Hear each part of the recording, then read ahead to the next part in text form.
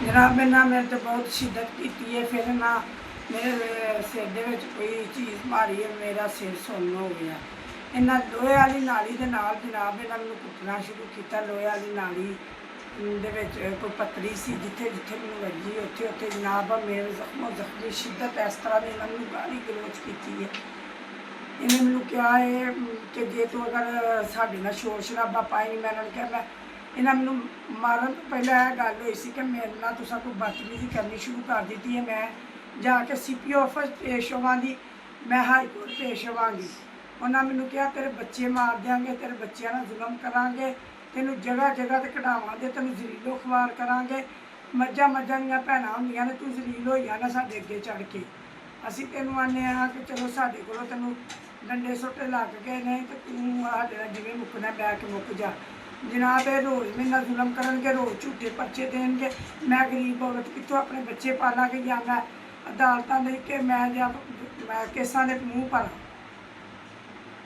जनाब ये मेरे खट्टे पै गए ने उस खिलाफ पार्टी के नाल रल के।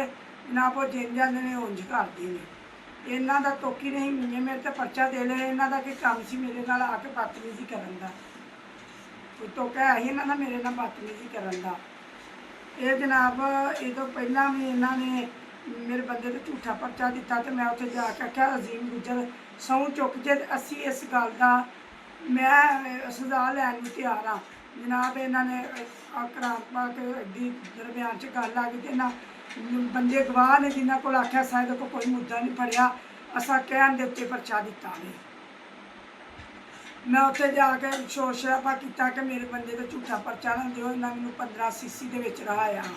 वो भी मेरा जज ने कहा कि परेशानी वाली गल नहीं, सानूं पता है झूठा पर्चा है। जनाब उत्थे SHO ज़ुबैर सियाल साहब माफ़ी मांग के आए। अगों यदी फिर जी थल्ला वाम है ना, उन्होंने कोई असर नहीं है।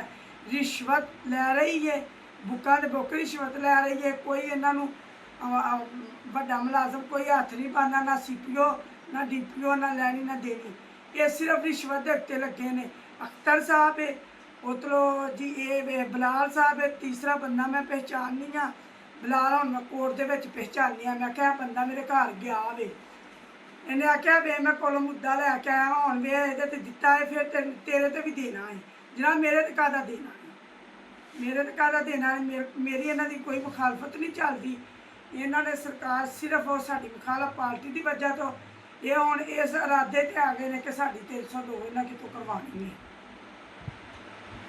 मेरा यह इंटरव्यू कि मेरी गुजारिश है कि मेरी ये जल्द तो जल्द मरम्मत वज़ीर आला करन, लेकिन ये इन्हां ते मजबूती करन। रिश्वत बहुत ज़्यादा लै रहे हैं, झूठे पर्चे जेह्ड़े ना ये खत्म होने चाहिए ने। इन्हां को वीडियो होनी चाहिए, प्रूफ सबूत होना चाहिए, गवाहियां होनी चाहिए, तो फिर जनाब ये पर्चे देन।